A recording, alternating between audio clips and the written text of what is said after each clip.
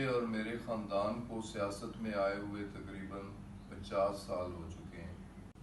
جہاں تک 9 مئی کے واقعہ کا تعلق ہے، بحیثیت ایک پاکستانی کہ جو افواج پاکستان کی قربانیاں پاکستان کی بقا اور سلامتی کے لیے، افواج پاکستان شہداء کی ان یادگاروں پہ حملہ کرنا، GHQ پہ حملہ کرنا، کور کمانڈر ہاؤس پہ حملہ کرنا، میاں والی بیس پہ حملہ کرنا، وہ حملہ آور ملک دشمنی کے مرتکب ہوئے۔ انہوں نے GHQ پہ حملہ نہیں کیا، انہوں نے کور کمانڈر ہاؤس پہ حملہ نہیں کیا، انہوں نے پاکستان کے دل پہ حملہ کیا، پاکستانیت پر حملہ کیا۔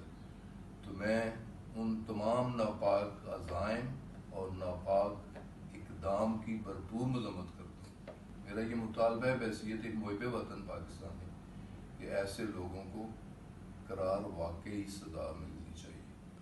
تو جن لوگوں نے اداروں کے ساتھ معاذ آرائی کی، میں اس معاذ آرائی کی بھی بھرپور مذمت کرتا ہوں، اور اس معاذ آرائی کی پالیسی سے اختلاف میں نے پارٹی